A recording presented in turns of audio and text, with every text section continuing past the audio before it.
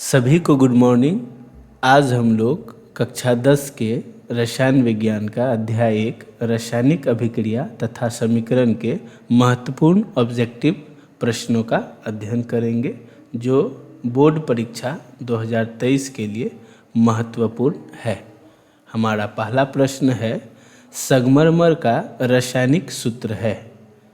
पहला ऑप्शन है CaOH का होल 2, दूसरा है CaO, तीसरा है CaCO3 और चौथा है Ca।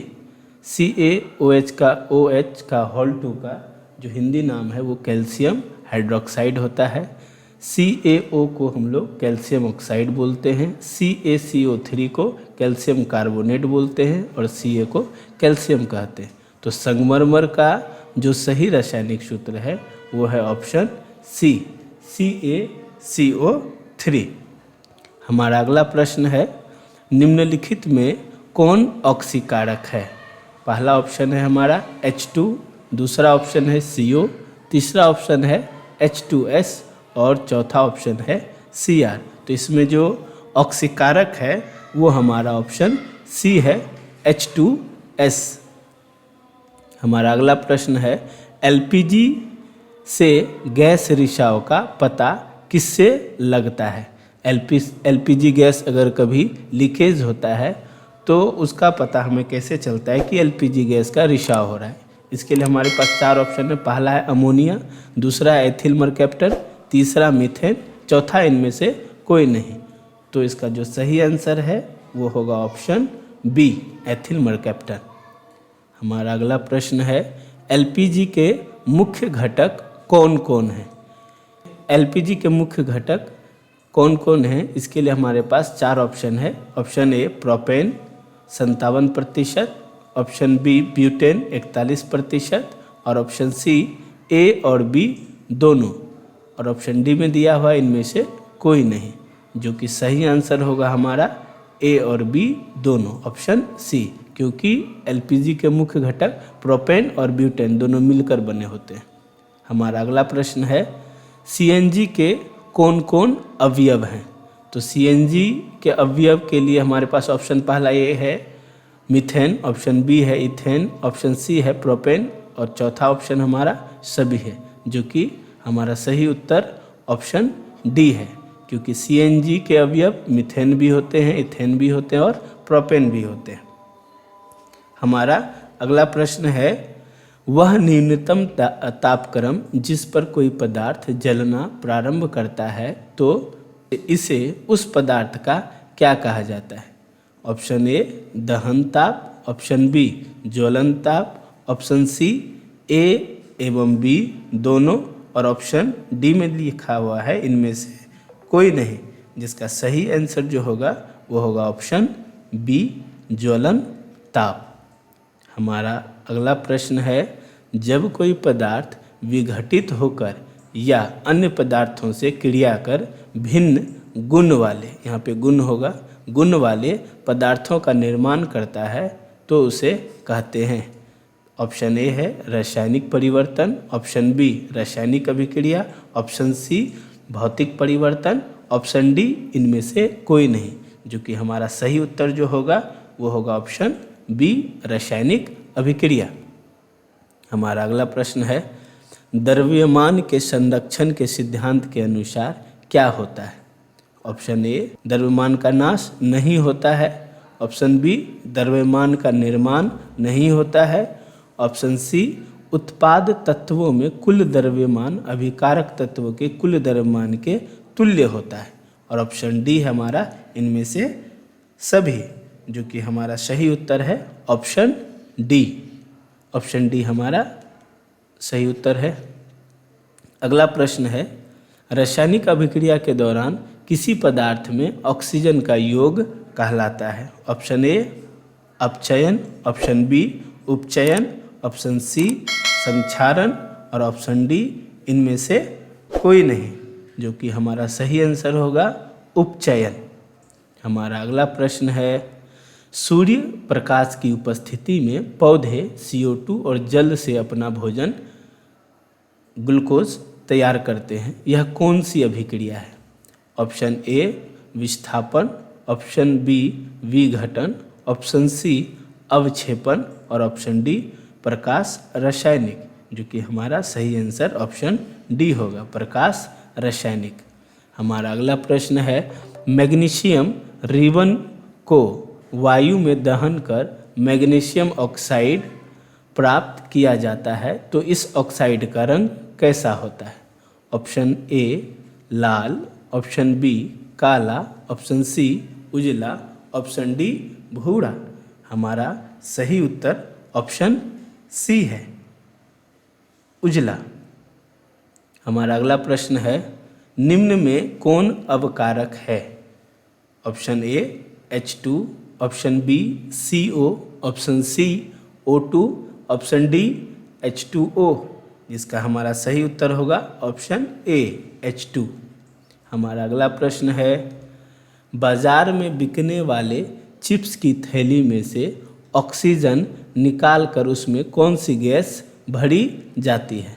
Option a nitrogen, option b hydrogen, option c ammonia, option d इनमें से कोई नहीं। हमारा सही उत्तर होगा ऑप्शन ए नाइट्रोजन। हमारा अगला प्रश्न है, संक्षारण किस प्रकार का अभिक्रिया है? ऑप्शन ए अपचयन अभिक्रिया, ऑप्शन बी अवक्षेपण अभिक्रिया, ऑप्शन सी संयोजन अभिक्रिया, ऑप्शन डी उपचयन अभिक्रिया। इसमें हमारा जो सही उत्तर होगा वह ऑप्शन डी होगा, उपचयन अभिक्रिया।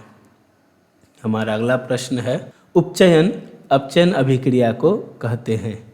ऑप्शन ए रेडॉक्स अभिक्रिया, ऑप्शन बी ऊष्माशोषी अभिक्रिया, ऑप्शन सी ऊष्माक्षेपी अभिक्रिया, ऑप्शन डी अवक्षेपण अभिक्रिया। हमारा सही उत्तर जो होगा वह रेडॉक्स अभिक्रिया होगा, क्योंकि उपचयन अपचयन अभिक्रिया को रेडॉक्स अभिक्रिया भी कहते हैं। हमारा अगला प्रश्न है, CaCO3 arrow CaO plus CO2 किस प्रकार की अभिक्रिया है? ऑप्शन ए विस्थापन, ऑप्शन बी संयोजन, ऑप्शन सी अपघटन, ऑप्शन डी द्विविस्थापन। तो हमारा जो सही आंसर होगा वह होगा ऑप्शन सी अपघटन अभिक्रिया, क्योंकि यह एक यौगिक है, वह दो भागों में टूटा हुआ है, इसीलिए इसे अपघटन अभिक्रिया कहते हैं। हमारा अगला प्रश्न है, भोजन का पचना तथा पकना किस प्रकार की अभिक्रिया है? ऑप्शन ए अपचयन अभिक्रिया में, ऑप्शन बी ऊष्माक्षेपी अभिक्रिया है, ऑप्शन सी ऑक्सीकरण अभिक्रिया है, ऑप्शन डी विघटन अभिक्रिया है। हमारा सही उत्तर ऑप्शन सी होगा, ऑक्सीकरण अभिक्रिया। हमारा अगला प्रश्न है, श्वसन किस प्रकार की अभिक्रिया है? ऑप्शन ए ऊष्माक्षेपी, ऑप्शन बी ऊष्माशोषी, ऑप्शन सी ए और बी दोनों, और ऑप्शन डी में लिखा हुआ है इनमें से कोई नहीं। जो हमारा सही उत्तर होगा ऑप्शन ए ऊष्माक्षेपी। श्वसन एक प्रकार की ऊष्माक्षेपी अभिक्रिया है। हमारा अगला प्रश्न है, किसी पदार्थ की ऑक्सीजन से अभिक्रिया कर जलने की क्रिया को क्या कहते हैं? ऑप्शन ए दहन, ऑप्शन बी जलन, ऑप्शन सी अवकरण, ऑप्शन डी अपघटन। हमारा सही उत्तर जो होगा वो दहन होगा, ऑप्शन ए।